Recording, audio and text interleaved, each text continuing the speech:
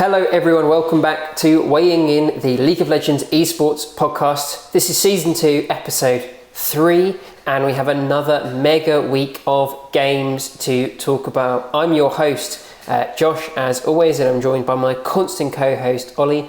What have you been up to for the last week, Ollie? I've been watching a lot of League. Haven't been playing any League again. I still haven't played any League this season. Pretty much, I think I've played like 1 or 2 games. But to be honest, all my time has been taken up by watching. We've had so many games, and from all over the world as well. We're deep into LCS, LCK, and LEC, which started this week as well. So we've got loads to talk about. Yeah, we do have so much to talk about, and I can say that I haven't played any as well. Absolutely none. I think I may have played 1 or 2 games in the pre-season, but since then I haven't. I've been playing a lot of other games, which might sound crazy, but League is becoming significantly more fun for me to watch compared to play. I don't know about you. Yeah, same with me. I mean, especially because we've got other stuff going on right now. League for me is just such a time sink, and just don't really have the time for it, honestly. And like you said, I find it much more enjoyable to just watch these games, watch people who are clearly much better than me at the game play. Only a little bit. We're really good. Don't forget that. Yeah. We're basically challenger. Oh yeah. If we tried. Yeah, that's what it is. But like you said, it's great to have all the major leagues back now. I've even been watching some LPL in the mornings in between some of the LCK games. And it's just great to have it all back. It's a nice distraction from being stuck inside. Yes, and like you said, we've had a bunch of games. And yeah, I've been watching a bit of the LPL as well, and it's been quite entertaining. I don't know if we'll have time to talk about it today. I don't really have anything intelligent to say about the LPL, but Jesus Christ, it's got to be one of the most fun leagues to watch. Man, every game is an absolute banger. Yeah. You compare it to the LCK games, and the LCK games is First Blood, 15 minutes or something. They had a 52-minute game or something this morning in the LCK, and it's 2 kills a minute or something in the LPL. So good. I love the fact that LPL games are such a bloodbath, and then when the Chinese teams go to Worlds, they just catch every other region off guard because they're going for those aggressive plays so early on, and that's how basically I think some Chinese teams did really well at Worlds, TES beating Fnatic, obviously. Still salty about that one, but I just think that the fact that they fight so often allows them to limit tests so frequently, and so they know they have this deep understanding of exactly how far they can go every single time, exactly where to push a team, where to try and exploit a team, and they'll do it every 30 seconds in the LPL regular season. And they know that if half of them don't work, that's okay, because half of them will work. And that means they just have so much of a better idea when you compare it to an LTS or an LEC team. Yeah, 100%. I feel like lots of the top Chinese pros have a lot more confidence in themselves than other regions, really, which is interesting and weird in a way. But it makes for some great games.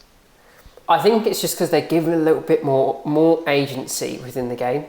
If you compare the picks that we're seeing at the moment, we're not seeing lots of these solo carry big pop-off champions in other regions, whereas the LPL, they can basically pick whatever they want, and they seem to have enough faith in their teammates to pull it off. Yeah, definitely. It feels like they're definitely just a lot more confident in themselves, and having those hyper solo carry champions in solo laners. So something everyone can learn from, I think, other regions, definitely.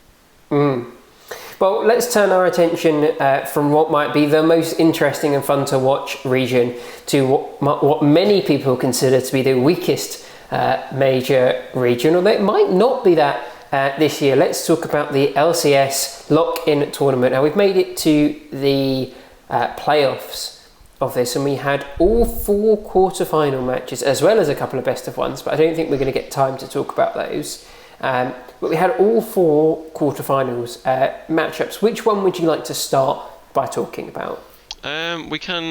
I say we just get the stomp out of the way. Well, at least which one of the stomps?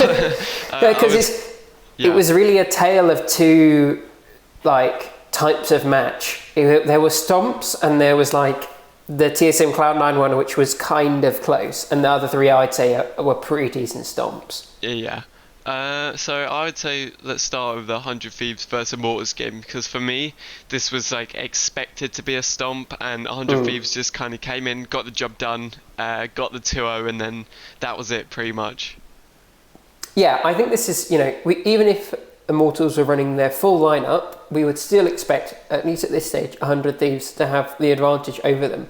But with Immortals making the decision to use their academy roster for this match, and the way they justified that was give the players more time to kind of gel together on their academy team, and also neither team was able to scrim with their full lineup. They had all of their academy players there, but they were using some of the academy players for the main lineup, and so they just said, let the academy team scrim together and play in the quarterfinals, because they didn't feel like they had much of a chance anyway.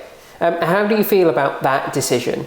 I think it's a really good decision from Immortals, allowing those academy players to challenge themselves, because something which is really important in competitive games is kind of pushing yourself, especially if you're kind of a lower team like an academy team. This was effectively in a scrim for these Immortals academy players. Yeah, and they just kind of went in there, scrimmed a better team than them, which is something they're probably used to doing anyway. And it gives them experience, and like you said, even if Immortals kind of had their full first team lineup, they weren't really expecting to win this regardless. So I think it's honestly a great decision. Yeah, I have to agree, and I think it really does highlight how seriously they're probably taking their academy team, because one of the biggest bonuses of doing that is just giving the academy team another week to scrim all together, because instead of forcing the 2 or 3 academy players who weren't on the main roster filling in because their imports hadn't made it here yet, they essentially said to the LCS players, take a week off, do your thing. I don't know if they decided to front load sponsorship deals or give them more time to stream or act as positional coaches to the academy league players, but just giving those academy players an extra week ahead of what is a shorter academy split this year, only 5 weeks. Now they're playing some of the other amateur leagues in North America. Giving them an extra week to scrim, I think is going to, pay dividends, and it just speaks to how seriously Immortals are taking developing their new players. Yeah, and especially in a game like this where it's not exactly like a small game for 100 Thieves either. It's a quarterfinals, and 100 Thieves are all going to be trying to play their best. And for a team like Immortals, the academy team, that's really important practice, I think, for them. Oh yeah, I mean, this is going to be the best quality scrims this Immortal team will ever have gotten. From my understanding, not all of the LCS teams, when grooming some of the academy teams, take it super seriously. But like you said, it's still an important match for 100 Thieves. And if they had a poor showing, I think they would have caught a lot of flack from fans, especially going up against an academy team. And so giving them a genuinely an important match where they have to focus and play well, it just means that these players are going to have leveled up immensely from this. Yeah, and there's literally it's a win-win for both teams realistically, because 100 Thieves, they advance to the semi-finals, and Immortals Academy, they just gain that experience. It's a win-win for both teams. Yeah, and so let's talk. I don't know how much you want to talk about the players on Immortals, but the players I'd like to talk about are on the 100 Thieves side. My really big standout for this best of 3, once we consider that it was against an academy lineup who had only had 1 week of scrims, yada yada, and this is our 4th place team from summer split last year with an upgrade. I thought Closer looked incredible on both the Nidalee and the Graves. Man, it absolutely destroyed both of those games. Yeah, I have to agree, and also just having the confidence to put closer on both the Nidalee and the Graves, which are two huge carry junglers, and him being able to fill that role really, really well gives me so much confidence in this team to go forward in this tournament and in the regular split as well when that starts. Yeah, and I mean, it's just so good to see him playing really, really well alongside Damonte, which is something we expected with their history on Golden Guardians last year.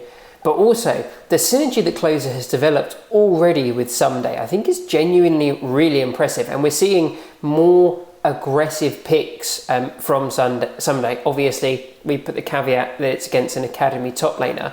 But he picked Renekton and then Jax and had humongous carry performances, especially on that Jax. Yeah, and I think, like you were just talking about, that top jungle synergy, especially in the game where Closer was on Nidalee and Someday was on Renekton. Those two together work so well, and we've seen it be rinsed and repeated pretty much throughout Worlds and again for the start of this season. But they worked so well together, and yeah, like you said, their synergy already, with only having a few weeks to really play together, is really, really impressive. Yeah, I really do think it is, and and this gives me so much hope because we know that Damonte and Closer can play really well together. We've seen them constantly doing well, whether that's one supporting the other or vice versa.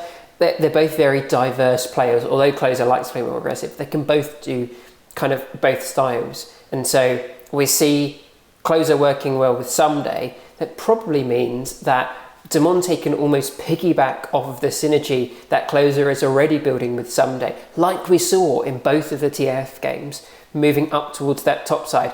Because he knows that if Damonte knows that Closer is going to be there, that gives him that familiarity, the confidence to follow up and just go for some of these insane top snowballs, which is exactly what we've been waiting to see Someday do for so long. Yeah, and it feels like this team is finally unlocking Someday's full potential realistically, because we've known he's been a great top laner for such a long time. Unfortunately, hasn't really had the ability to shine. But now I feel like with this roster around him, he is just running wild, and it's great to see. I mean, how many times have we said, "Oh, it's brilliant to have Someday in NA, but only if he had a good team around him." Yeah. Well, this is a good team. That's a great team. Don't forget, this team almost made it to Worlds last year from North America.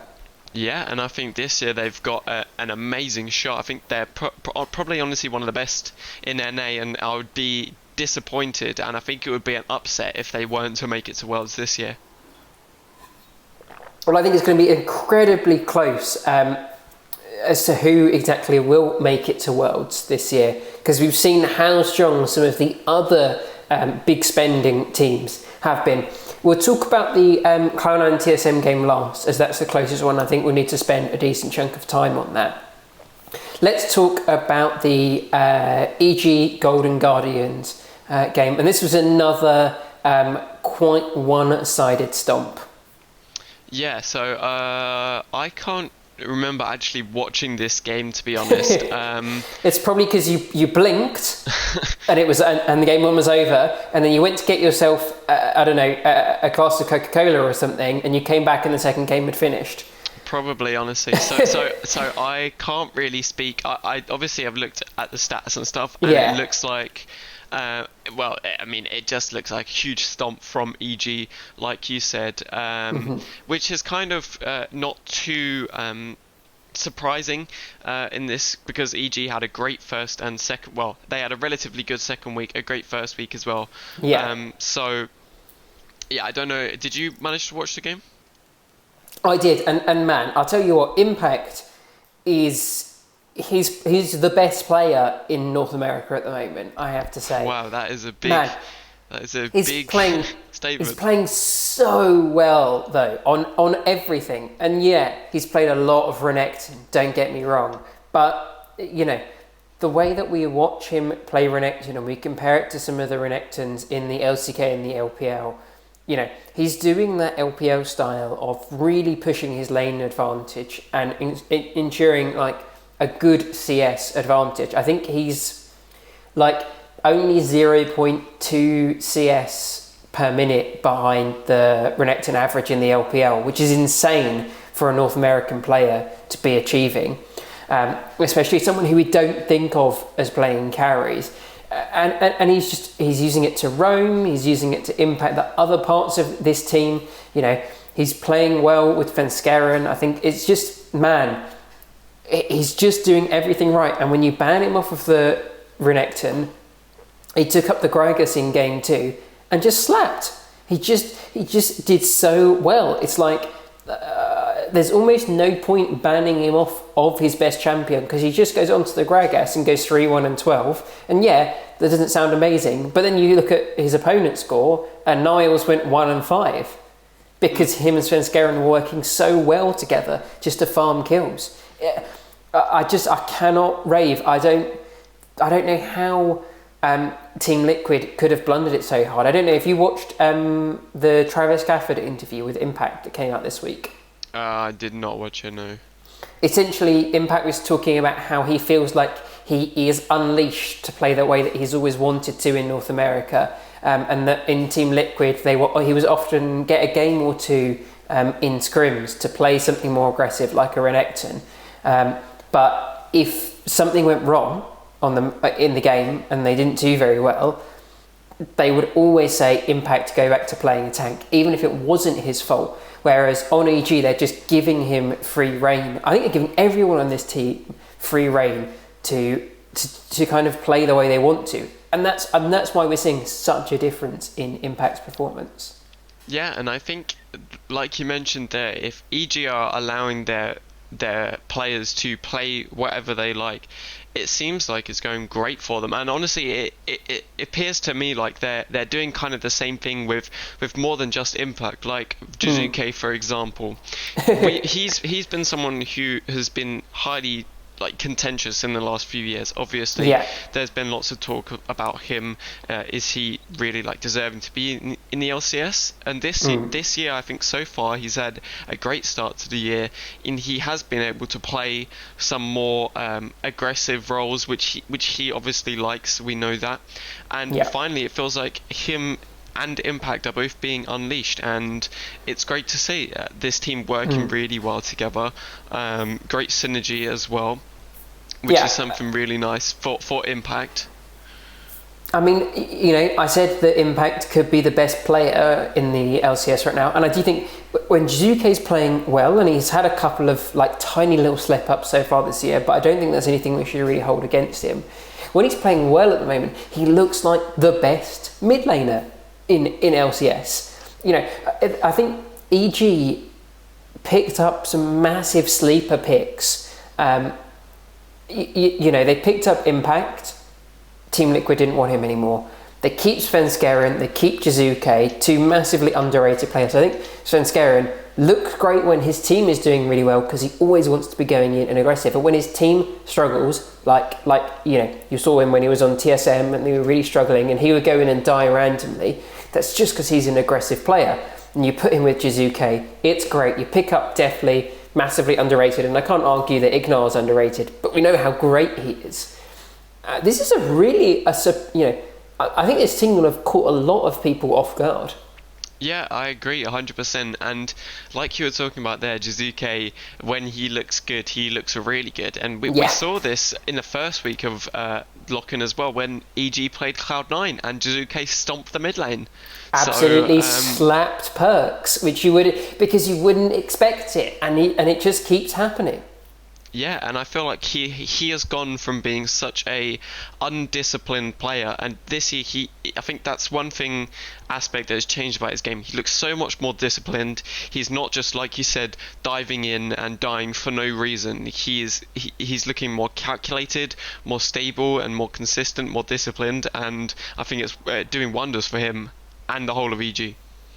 Yeah, and it's great to see. Do you really think they are unlocking these players? Because we're seeing Jizuke pick up the rise, which is something that he's known for. We've seen Svenskeren on so many carry picks. Ignar's being allowed to, take his aggressive picks like the Alistar, but then also play Seraphine, which is something that I'm sure he's been messing around with a lot, and we've seen more and more internationally. The coaching staff must be really pleased with how this team is doing, because you give these guys the agency they want, and it just seems like they do really well. Yeah, and we'll have to see how they do in the semi-finals as well, up against this Golden Guardians team, who is a team we've said don't look super strong this year. Obviously, their whole group of rookies. So I think the real test for this EG team, I'm not saying that they haven't proved themselves already, obviously beating Cloud9 and having a great first and second week. I think the real test will be in these semi-finals, and honestly I expect them to do really well. Yeah, and I think they'll come into it really prepared, because like we say, they have a great coaching team behind them. Peter Dunn is someone that we, at least I personally, have massive respect for, coming over from the LEC, I believe, to the LCS in 2021, working alongside Artemis, who's been a great strategic coach, and they've also just picked up Kelsey Moser as well for the competitive and collegiate development lead is the full title, but I'm sure that she will probably have some sort of say when the team really needs her. I think, like you say, bit punching down against Golden Guardians to start with, but against Team Liquid, I think they're gonna give us a really good match. Yeah, and I mean, it even against Golden Guardians, it just kind of shows the level that this team is at. Especially, I keep coming back to Jizuke, obviously, because he's someone who has obviously been so contentious in the last couple of years. But we in games like this before, we would see him just doing stupid shit for no reason, where he's playing against teams that they should beat realistically. But he would just go and do stupid shit, die, feed, etc., and then they would end up losing the game, and that didn't happen, and it's a great improvement. And I mean, if he stops doing that, he's an amazing mid laner. Genuinely. There's not a lot that you could fault him for, because then he gives a lot of average performances and some performances where he's the best mid laner in the league, and you can't complain with that. Yeah, and I think this season may just be EG's and Jizuke's season to do great things.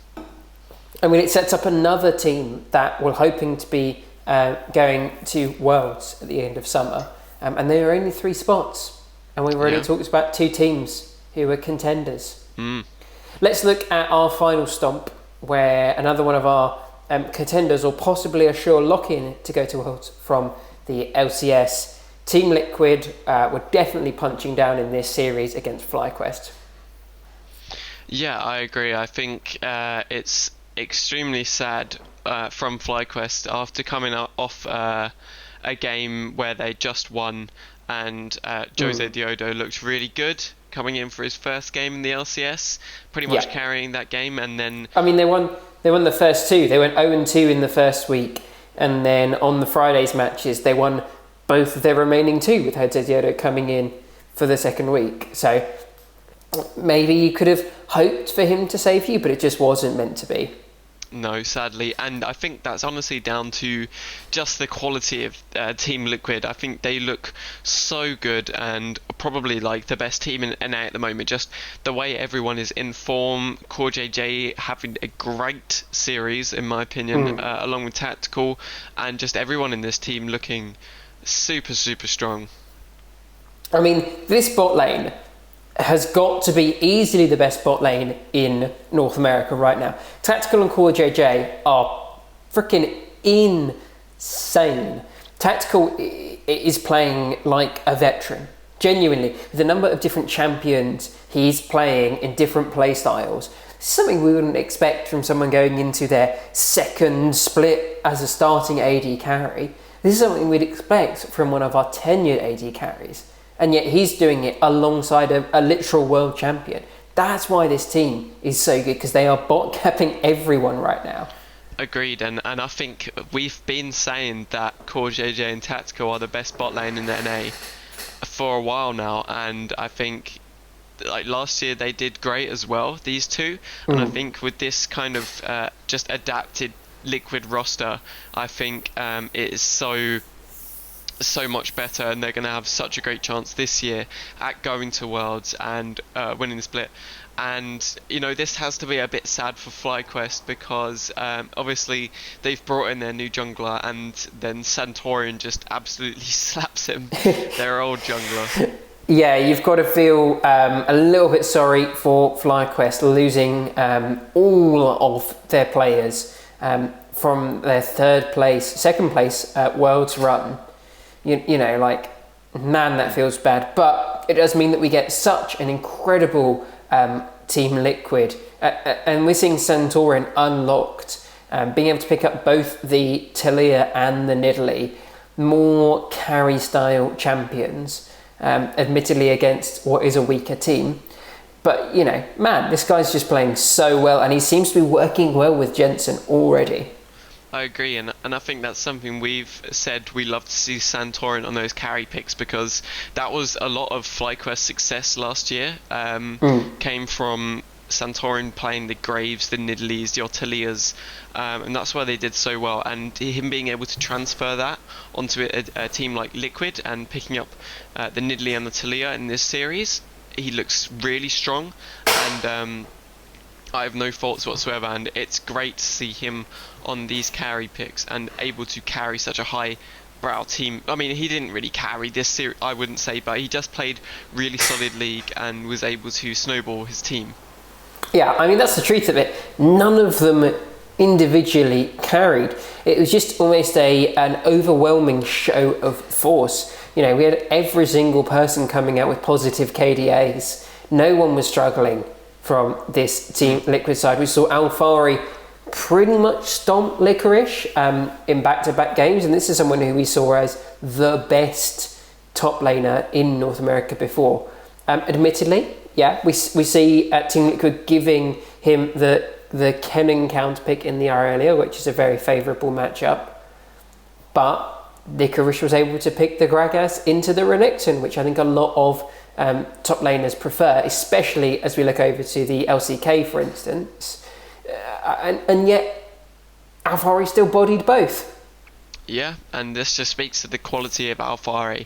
I think he's been one of the best for a long time as well, and see him come into fruition on this Liquid side is really good to see. And like you said earlier, a lot of these players are just looking so unlocked, like Santorin and Alfari.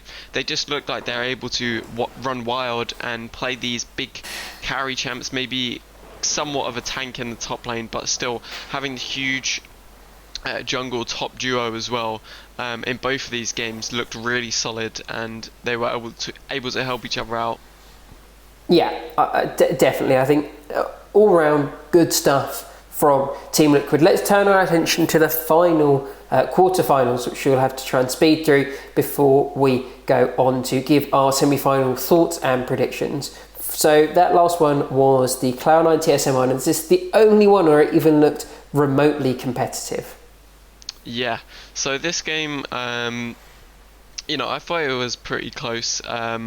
In game one, was pretty close. I thought TSM just able to take that game, and it was quite back and forth really.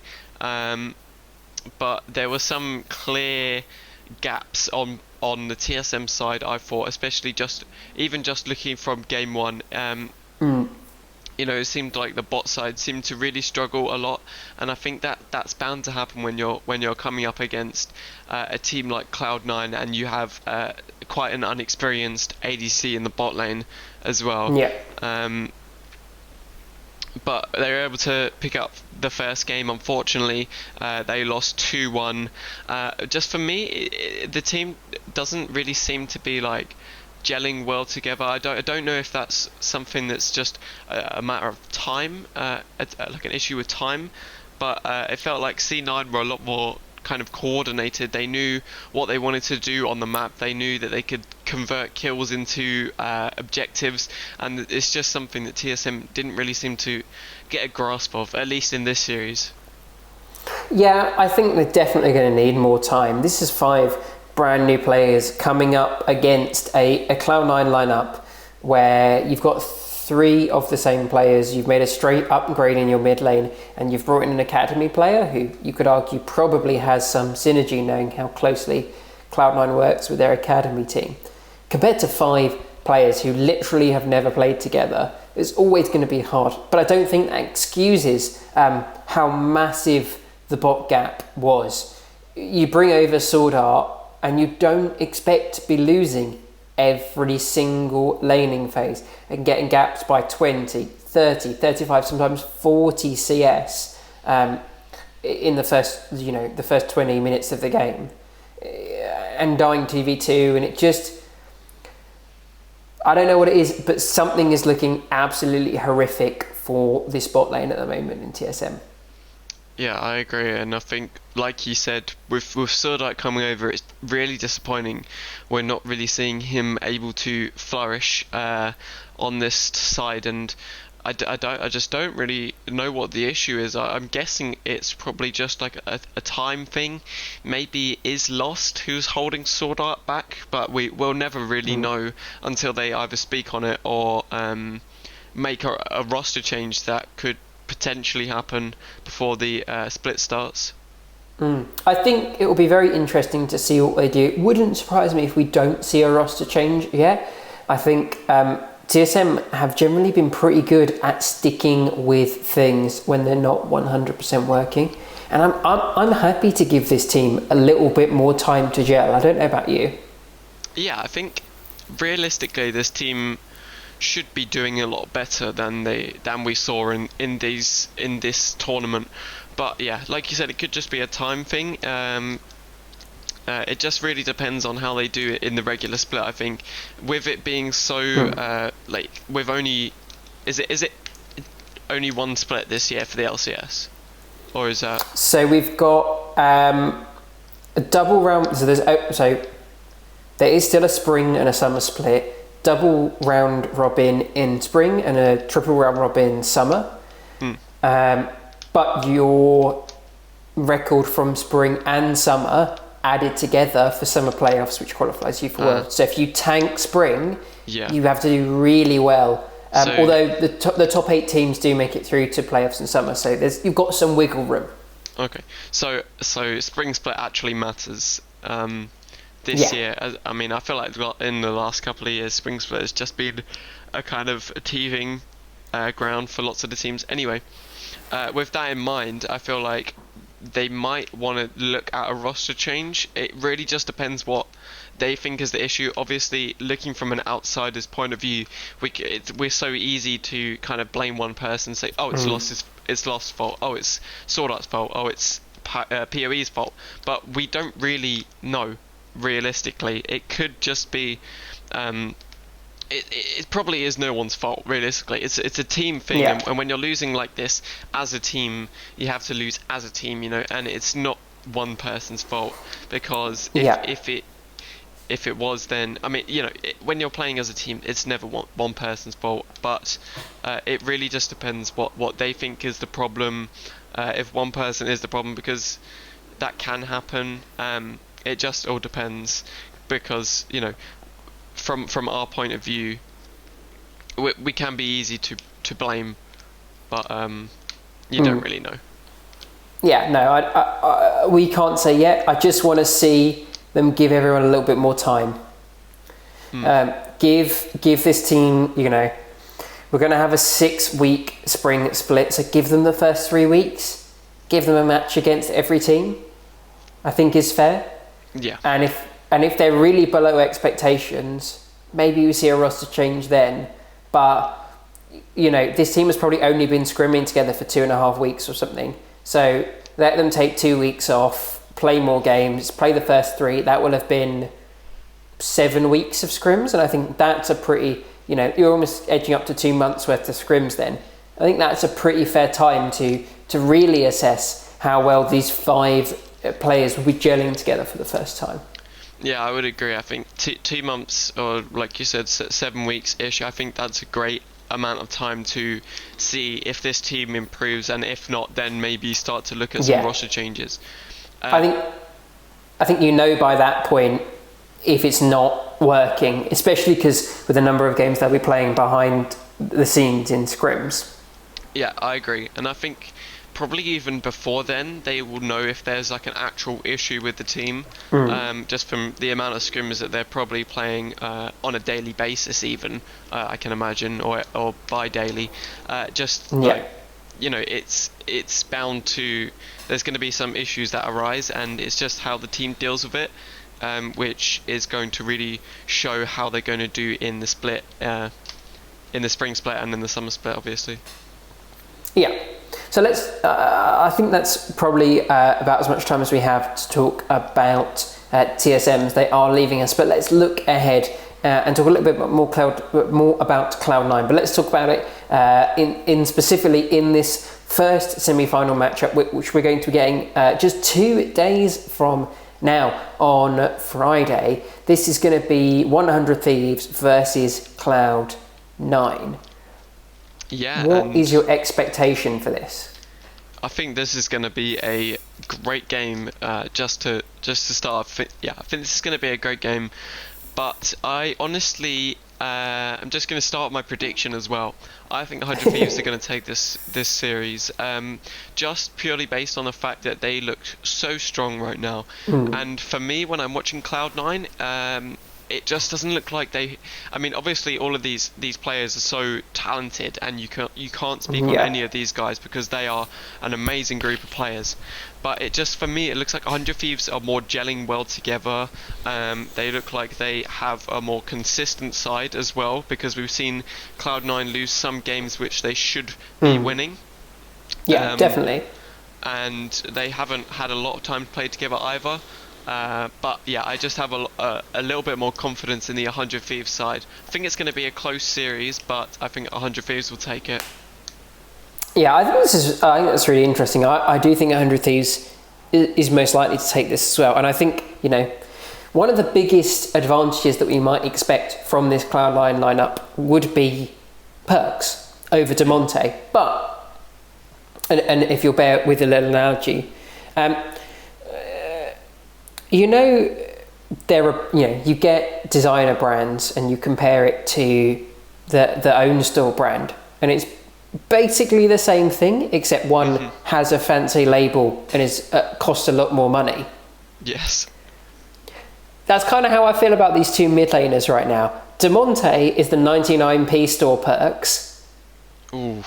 He's pretty, he gets you most of the way to a Perkz at the moment, because Perkz is not playing incredibly on this Cloud9 lineup. He's not having monster carry performances. He's playing things like a Galio to support Blabber, which is exactly what Damonte's been doing for the whole time on things like the TF and the Galio to back up closer. And the difference between these 2 mid laners, at least in this specific tournament, isn't that great. It is a designer, an own store brand versus your name label. Yep, I would agree with you, to be honest. I think Perkz has come in and been a little bit underwhelming. I think there was just so much hype that you're never going to be able to live up to that amount of hype, no matter what kind of player you are, unless you are literally Faker. I just think, no, I agree with you. I have no kind of what's the word? I have no, I don't know. No qualms with my argument. Yeah, I have no qualms with your argument.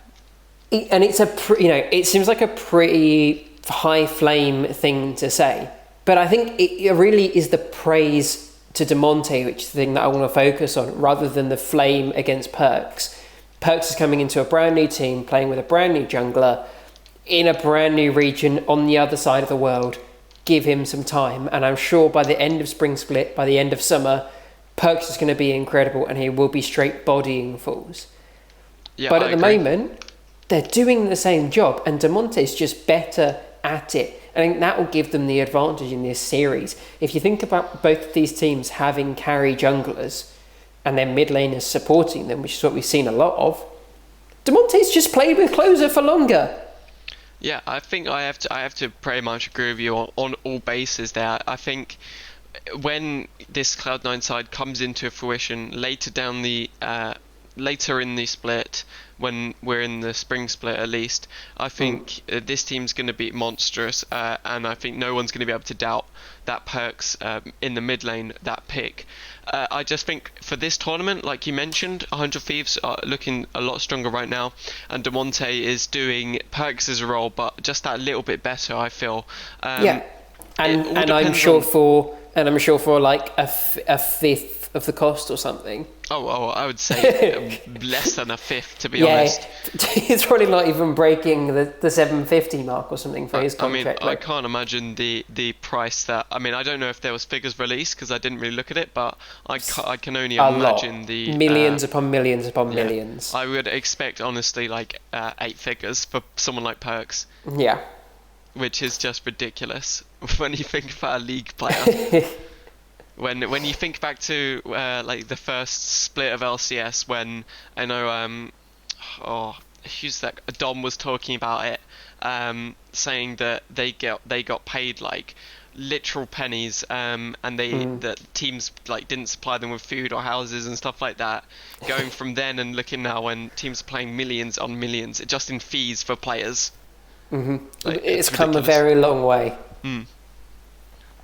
I don't know, man. This, I want to give Cloud9 more credit. I want to talk about how good their bot lane is. I think Sven and Vulcan really showed their prowess in the quarterfinal they played in. But are they going to be better than Huhi and FBI? I don't know. I really don't know. Those guys were so good, and I think they were better towards the end of last year. By far, and so was it just that Cloud9's bot lane were playing up against a weaker bot lane from TSM, and that's why they looked so incredibly good and why Sven was able to pop off so much? Or was it because, they are really good? I don't know, but I think there's no way that bot lane is going to be able to abuse FBI and Huhi the way they did at Lost and Sword Art. No, I agree. I think Huhi and FPI's is a lot of a stronger bot lane than TSM's. So I feel like there's going to be less potential of a snowball in the bot lane. Like we've talked about, I think this 100 Thieves bot lane is really solid as well. FBI is someone I've been like quite a fan of for some time now. And I think it's going to be definitely less of like a bully lane. I think it might be a lot more toe-to-toe trades, just going back and forth and nothing really breaking through in the bot lane. I think this game is going to be a lot more about that mid-jungle and top lane, to be honest. Yeah. And when we think about the top lane, we have to give it, again, at least in my opinion, to 100 Thieves. With how well Someday has been playing, seeming to be unlocked with the old Golden Guardians lineup alongside him. Comparing that to Fudge playing his first games in the LCS, he seems to be struggling a lot more, and I don't think Someday is going to let him off. No, I agree. I think Someday is definitely the winner of that top lane battle. And I think hopefully you'll be able to see him kind of push for even more. I mean, he's been having great games recently, so I have no reason to doubt him. And alongside the rest of the team as well, I have no reason to doubt this team whatsoever. I think, Someday's quality is definitely up there. And I think we could see a lot of quite explosive picks in the top lane. When we look at the champions that they've been playing, we've seen Someday bringing out the Renekton, bringing out the Jax, lots of these carry picks. And we've seen Fudge bringing out things like the Aatrox, things like the Renekton, things like the Camille. So they share quite a lot of champions. So we could see both of them being pushed onto carry picks. And in that situation, carry on carry, yes, it could be explosive and it could be close, but I think, someday takes it. And I have to predict this series 3-1 in favour of 100 Thieves. Yeah, and you mentioned there like the Aatrox pick. I think that the Aatrox pick, I can't remember who played it this week, but someone like absolutely popped off on the Aatrox and like solo carried the game. Can't remember what game or I was watching, to be honest, but can you even remember which region it was? I can't. It was a game, and I remember an Aatrox was like popping off. It might have been like LCS when it was like 1 a.m. or something, and I was just sleep deprived trying to watch the games. But like you said, these more carry top laners are coming out, and I think that's something that someday can either use in his favour or really easily counter. Like we talked about his extensive champ pool. I mean, he is essentially a vet, and he knows what he's doing against these more aggressive top laners and these tank top laners as well. So I think someday 100% wins in that top lane without a doubt. And what's your prediction for the score of the best of 5? I said 3-1. You will predict? I'm gonna honestly, I'm gonna say 3-0. I'm gonna just go out there and put it. I think just with the like the top lane gap, I think is huge.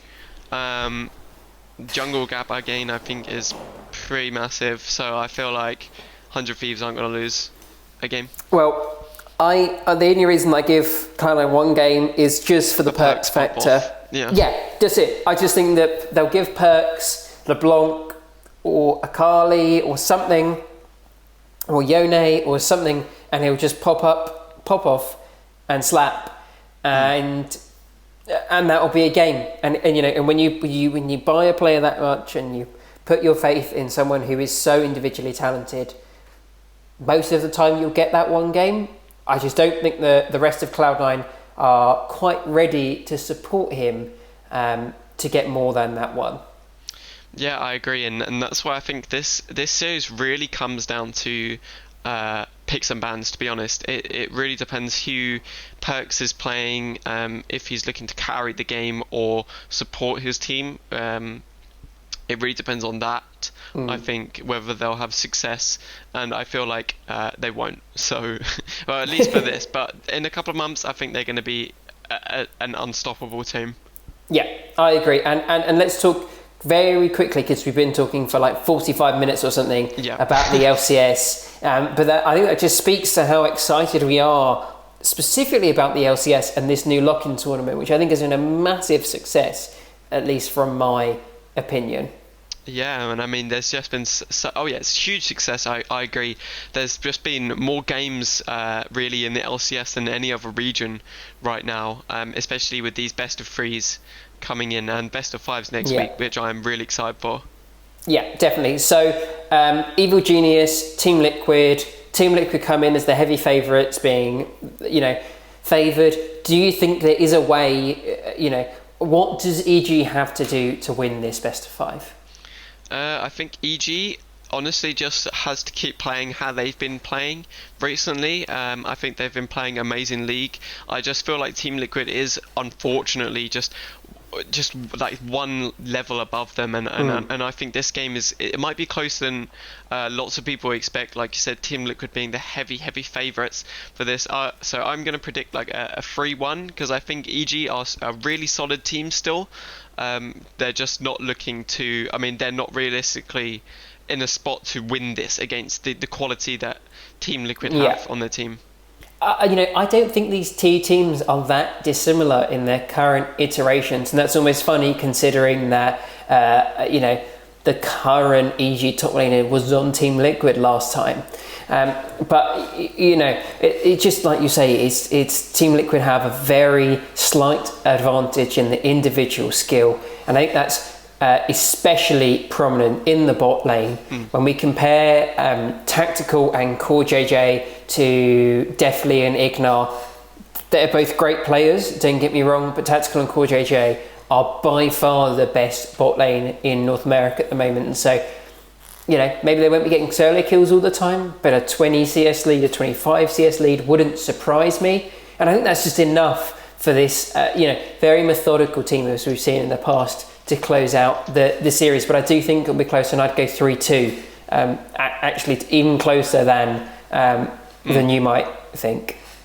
Yeah, I mean, I don't think that's a bad shout whatsoever. I just think because there is such a gap in the bot lane, like you said, with Deathly and Ignar, I also think there's a huge gap in the jungle as well with Svenskeren and Santorin. So I mean, let's be real, they're both ex-TSM junglers, so God knows what can happen. This is true. I think Santorin just has that edge, to be honest. Like half the league is ex-TSM junglers at this point, so I don't know how much. I actually think that might be accurate. Players go to TSM. I mean, TSM is like, if there's any football fans listening, it's like the Arsenal of the LCS. Players go there when they're young. They're like, yeah, I'm going to go and I'm going to be so good. I'm going to become something. And then they just play for like 4 years on team, washed up, and then play for like an academy team. It's sad, but, TSM's like the kind of proving ground, I suppose. I mean, not including TSM, who obviously have a TSM jungler. 4 of the other teams have ex-TSM junglers, considering that Dardoch on Dignitas, Svenskeren on EG, Santorin on Team Liquid, and Griffin, who is formerly Grig, is playing on CLG. They're just chewing them up and spitting them out at the moment, aren't they? So really, TSM is winning because they are half the league. Because they've tried every single jungler, and they're like, okay, which one's the best? And they still can't get it right. Oh well. That is quite impressive that half the league's junglers are TSM. If any NA team win Worlds, it's TSM's win. Realistically, it really is. Just think that TSM, they grew that talent and then they let another team take them and do significantly better than TSM have ever done. I think before we get to sidetracks, we are going to move towards the LEC, and now on to the LEC. And there were so many games as well in the LEC this week, with it being a super week. We saw 18 games being played. How many of them did you manage to watch? Because it felt like, a real rapid kickoff to the LEC.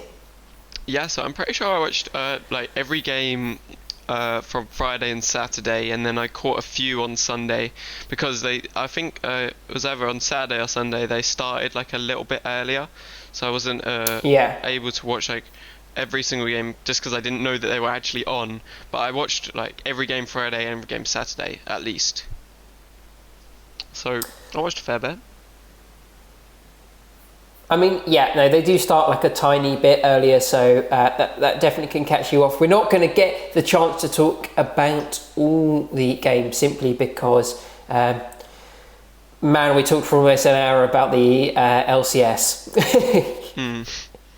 But let's highlight a few games, and let's start with the one that kicked off the LEC, I believe. That is the G2 Mad Lions game. These are two teams who have played each other a lot, and we had pretty high hopes for the Mad Lions, but this was not a super close game. No, I agree. I think G2 proving why they're at the top of everyone's predictions. And, I think they had a not a super great, really early game. I think Mad Lions looked a little bit stronger in that super early game, but as soon as G2 were able to get a little bit of map control, they took a lead in the game and they never really lost that lead. So I feel like G2 just had the upper hand really from like 10 minutes in, and they were able to close out the game pretty quickly, which is something that is a really good skill to have. Being able to close out games is something we've seen lots of teams struggle with, even if they have a lead. And I'm really just if I was any other team, I'd be so scared of this G2 team. Not only seeing how well that Reckless came in and played in his first game, which by the way I thought he had a great game against Mad. I mean, an amazing game, and bringing out the Sivir, using it in the team play away, but also going 9-0 and 9. Like, that's pretty fucking great. And I heard he did one of the post-game interviews. I heard him talk. I don't know if you watched that, but he was saying he just wanted to pick like a comfort pick for his first game. There was no real like intention behind that. But I think honestly it kind of worked out, and I wouldn't be surprised if Sivir becomes more meta, because like especially with the comp that they had, the boost movement speed from Sivir's ult really helped them. Yeah, I mean we've already seen it, Sven picking it up in the LCS in their quarterfinal match against TSM.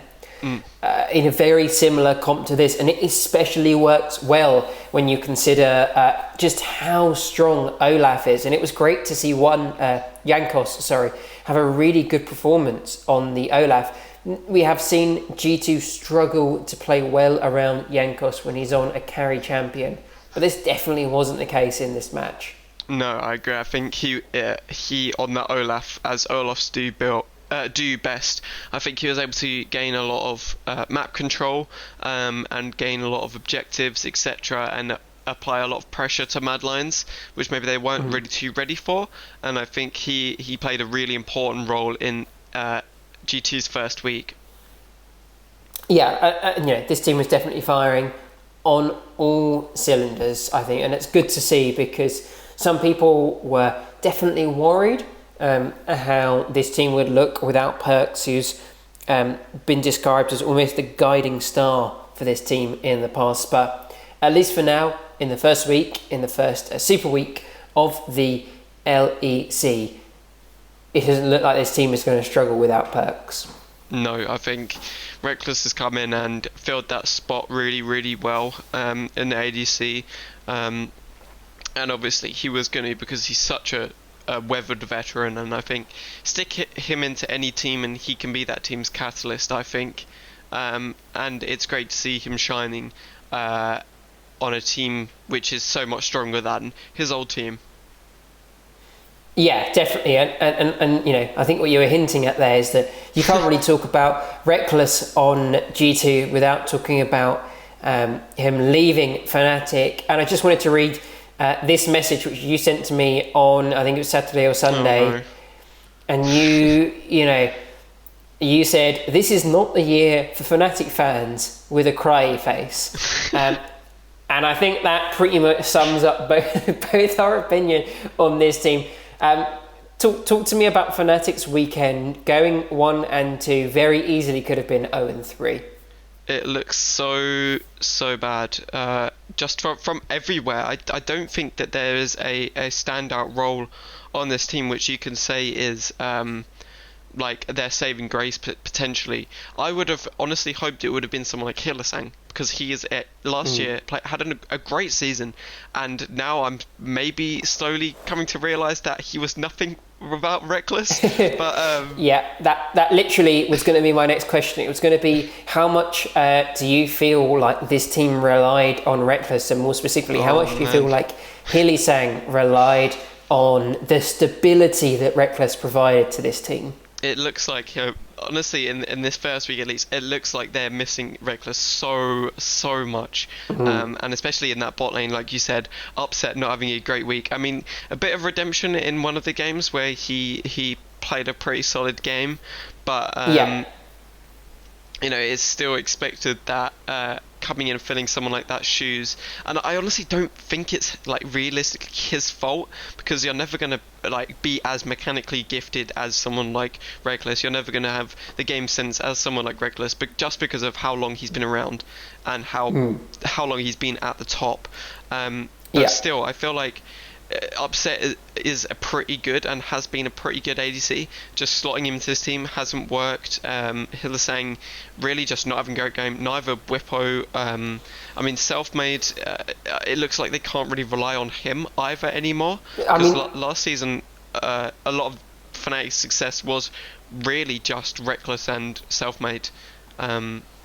It just, something doesn't feel right for me with this team. We haven't really seen Selfmade have the really good performances that we expected and came to expect last year, especially.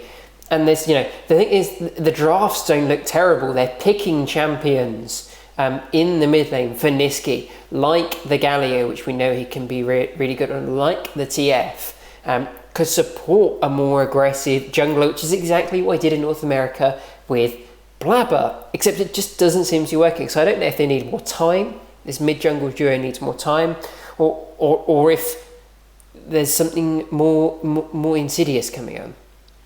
Yeah, I don't know what it is. It's just really sad to see, especially from a Fnatic fan point of view. It just looks like nothing's clicking, and Whippo as well. Like, there were so many times in this series where there were so many times where I was kind of just shouting on my screen, telling them to do things. Whippo overextending so much in the top lane, and being punished so hard for it. And whenever one thing I noticed, he lost the counter matchup. He picked the Volibear into the Renekton, and you expect to do well, and he goes 1-5 because he's overextending too much and getting picked off by the Pantheon jungle. Yeah, and Volibear should be a safe pick for Whippo as well, because he's played it so much and had great success with it. It's good into the Renekton. Yeah, it should be a really safe pick. It's so good. He has a great trading pattern into the Renekton, and somehow he manages to lose that lane and go so far down in CS. One thing I really notice as well when just watching this team, especially in the first game against Rogue, whenever Fnatic got a kill, there was no conversion into any pressure at all or any objectives. It kind of looked like they got that pick and then they backed off. No real pressure or threat. I mean, you've killed the support. You haven't gained anything. You could have done so much more with that pick. At least gonna set up some vision. It just looked like they had no real guidance to. There was no one. I think it's something that's really sad as well. Obviously we've had Reckless be such a leader for Fnatic in the past. There's no one who really looks like they're leading the charge in this team. And last year it was Hylissang, right? It was Hylissang and Whippo. Hylissang getting the confidence from such a great ADC like Reckless behind him. No, he's always there to back him up. Doesn't have that anymore, and he looks so unconfident, and he's not leading the charge anymore. And it's really sad to see. Yeah, I don't know, man. They just look like headless chickens to me. And hopefully, with a little bit more time, we'll see this team rise up again. But do you know what? I am feeling pretty good not putting them in my top two. I don't know how you feel, having predicted them to be top two. I feel pretty good. I saw this coming, and I thought, I don't have that much faith in Nisqy. I don't know what's going to happen, and it just seems like this team is less than the sum of its parts. Agreed. I think is the best way to put it. I had so much faith in this team, and looking back, I was so naive. Yeah, I think everyone may have done that at some point with this team, but a team that we didn't underrate, maybe you did, I definitely didn't, is the Rogue team. And they're one of the teams that absolutely slapped Fnatic around the head and went 3-0 this week alongside G2. Rogue look pretty great. Yeah, they look so solid. I think this whole team looks like they're really popping off. Larson having a great week as well, I thought, as well as Hans Sama, able to pick up these hyper carry champs like the Kaiser, which he played out of his mind in that game. Yeah, when they were playing against SK, his Kaiser was freaking insane. The way he was just able to blow up so many of the squishy members from the side of SK, and SK aren't the strongest team. It wasn't a great draft, but when you see him, having this 30-40 CS lead alongside a brand new lane partner, that probably says good things about how they're going to progress throughout the spring split. Yeah, I agree, and I think Trimby played really well as well, and I have no fault for him. He had a really solid week. And I loved the range of champions that he was playing. We saw him on Set. We saw him on I can't remember the name of the champion. We saw him on the Rakan, and we also saw him on the Rel. And yes, these are all champions that are willing to go forward and to engage, to group people up, and to be almost this shot caller in the way they move throughout team fights. And that's great to see from someone who is brand new to both this team and the LEC. Yeah, and I feel like it allows Hans Sama as well to kind of flourish, because he's someone who's such a mechanically gifted ADC as well. And it's just been proved by the way he's been playing this week as well. And I think it's great for him to have such a strong support behind him, so that if he wants to go for those more aggressive plays that he's kind of known for, he has someone there to back him up, and it allows him to apply more pressure in the bot, get a lead and snowball games, and we saw that on his Kaiser, pretty much single-handedly won in that game along with Trimby, obviously. Yeah. And I think, this is in such stark contrast to the things that we were saying about Rogue last year. The thing that we were saying about Rogue last year was this is the Larssen 1v9 show. How hard can we watch Larssen carry every game? And already this year, we're seeing other members within this team step up and play just as well as Larssen has been. And that probably says really good things for this team. I'm so excited to watch them go up against G2. Yeah, I think it says great things, and especially against G2, that's going to be a great match. And I feel like Larssen still, even though everyone else is playing so well, Larssen still had a great a couple of games. I mean, they played 3 matches and he got the MVP in 2 of them. So that should tell you still how much skill this guy has. Yeah, he's still able to pop off, playing things like the TF, and just the amount of pressure and gold cards that came out of him. I felt like whenever the camera panned over to him, he always had a gold card above that his reminds head. me, that game, oh my god, his TF was fucking mental. It just, like every time Fnatic made one bad step, it was immediate gold card, gold card, gold card. We would see Bwipo take one step too far, start to turn away, and he'd be hit in the back of the head with the gold card. I just think it was such a clever build. I think, going for the rapid fire and the Lich Bane to really make sure that those gold cards can reach out and clip onto people. It makes so much disruption in the team fights. Was so clever when you consider that they're playing up against a team they might have felt like they were going to be better than. And so it's just mental. It really, if you haven't, go and watch the highlights from that game. That was the Rogue Fnatic game. And just the number of gold cards that Larssen hits is mental. Yeah, I agree. I think he really popped off, especially on the TF, and was able to use the ult as well to gain some early pressure. And like you mentioned, that build is really, really strong right now. The Lich Bane rapid fire, allowing you to kind of like increase your attack range so you can hit those gold cards easier. Yeah. And having a huge blow up on that first auto as well from the Lich Bane Sheen power. But yeah, Larssen just played out of his mind. Yeah, and this is so great to see that he's playing with a brand new mid laner a brand new jungler and top laner, and they're still, playing to a level that we would expect of one of the best LEC teams already. And I think we can't really forget about the top jungle duo as well, because I thought like Rogue were able to just punish Fnatic. I'm just like talking about the Fnatic game realistically here, but when Bwipo extended again, Rogue were able to just punish him, and I mean we've already talked about that game pretty much, but it just goes to show like how strong this Rogue team are looking. Yeah, definitely, and I can't wait, until week 4 when we're going to see these teams play out. We're going to see Rogue against G2 on the first day of week 4. That's going to be an incredible, that's a matchup that I'm already looking forward to, and I could see both of those teams going undefeated until that point. Yeah, I agree. I think,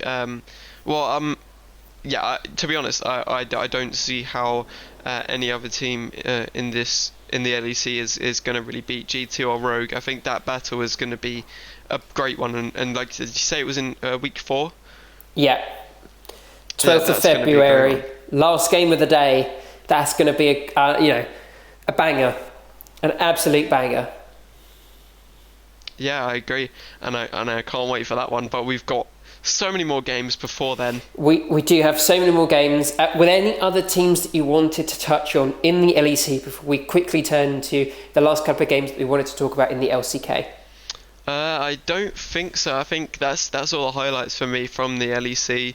Every other team kind of performed about how we had expected, to be honest. So there wasn't really any upsets or surprises to talk about.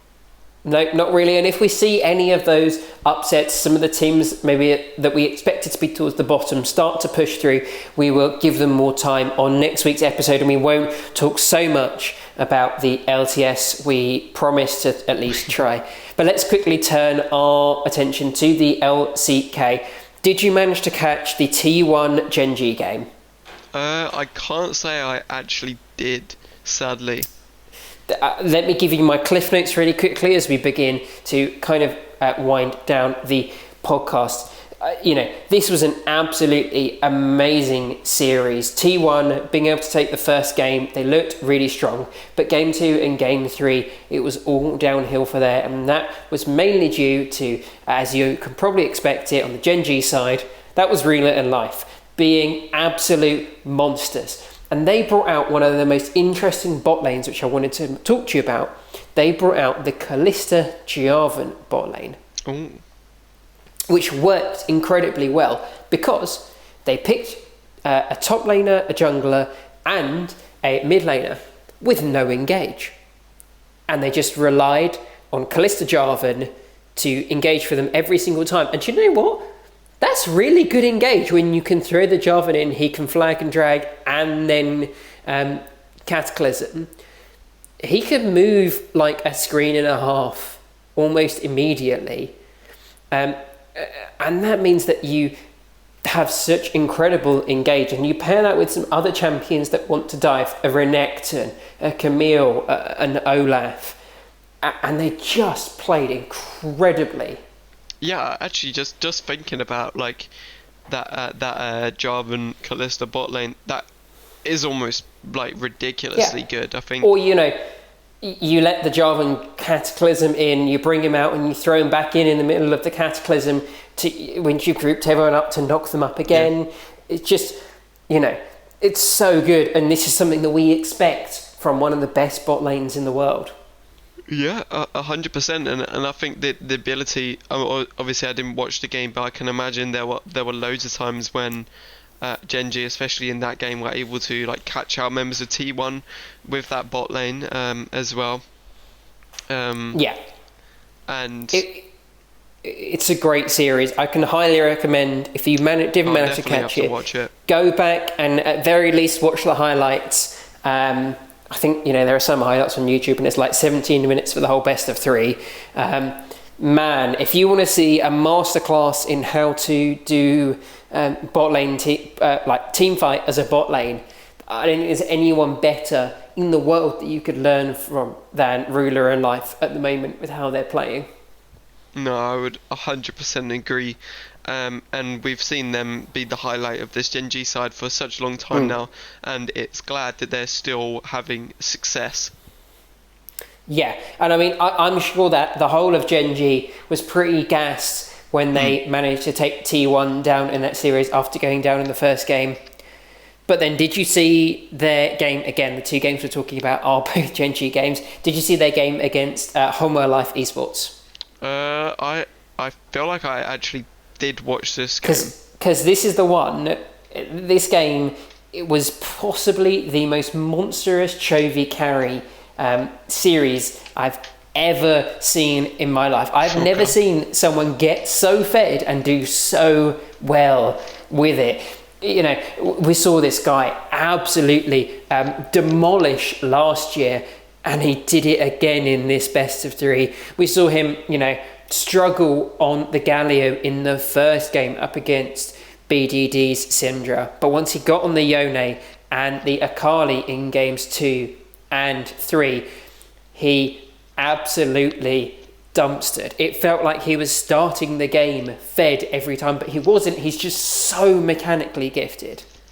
Yeah, I agree, and I think I can't remember if I watched the game or not, but I'm pretty sure I've seen the highlights because it was like everywhere on my YouTube home screen. Chovy gets fed everywhere. Yeah, I mean, he went 11, 1 and 8 on Yone and then 10, 0, 6 on the Akali. Sometimes Chovy's going to win you games, and this was one of the situations. Yeah, it's just like that, the Chovy factor. We've seen it with so many other star players as well, and Chovy's proving why HLE picked him up. Yeah, definitely, and I think Honma Life will definitely be really happy securing those 2 members from DRX, and all the other members from this Honma Life esports team are playing surprisingly well. Actually, this seems to be quite a complete lineup. We got a lot of teams right at the top of the standings at the moment in the LCK, with both Honma Life Esports and Damonte Gaming at 4 and 1. Damonte losing to Brion Esports this week in a rather large upset. That's Brion's only win so far, and that was mainly off of their jungler, Umti. We also have a surprising resurgence from the brand new lineup of DRX, having only dropped that first best of 3 that they played. With both Genji and KT Rolster sitting in the middle of the pack. So T1 down in 7th. And some of the teams who we necessarily expect up in the top 3. This is going to be a really interesting LCK. Yeah, 100%. I think with the top kind of spots being so close already in week 2, it makes for a great series. And honestly, I love watching the LCK because it's best of 3s every single week, and it just makes for great games. To be honest, I feel like the LCK is a lot more kind of skill based in just because it has the best of 3 aspect rather than, I mean, when you go for a best of 1, it's kind of like a coin flip between like 2 top teams, but when you have a best of 3, you can feel each other out for the series, and a better team usually wins the series. So I'm really glad that it's kind of so close at the top right now, because it's going to make for a great couple of weeks. Oh, definitely, and we've got more great games coming because we've got this Honma Life esports team with Chovy and Deft going up against Damonte Gaming on Friday, which is going to be an amazing best of 3. You should definitely try and catch that one. I think that's going to be by far the best game of the week. Yeah, 100%. I will definitely be watching that one. You can't miss Chovy Showmaker games. It's some of the best mid lane League of Legends you can get. But I think that is everything that we've got to talk to from the 3 regions that we are going to cover. Unless you've got anything else to add? Don't think so. I think that's pretty much everything. We've gone over. We've talked for a long time. It's going to be a long episode.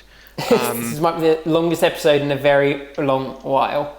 But we're finally, I'm loving it. We're back into full swing of things right now, and it's going really well. Yeah, we've had more games than you can shake a stick at, and we're going to have even more games to talk about next week, with the LCS heading into the semi-finals and finals of their lock-in tournament being best of 5s. LEC kicking into week 2, and the LCK remaining in full swing with God knows how many best of 3s they're going to be playing. I think they've still got 10 best of 3s to play this week. We'll have all of those results, plus our look forward to the 3rd week of the LEC and the 4th week of the LCK, and maybe a little bit more LPL talk for you all. Thank you so much for tuning in to episode 3 of Weighing In.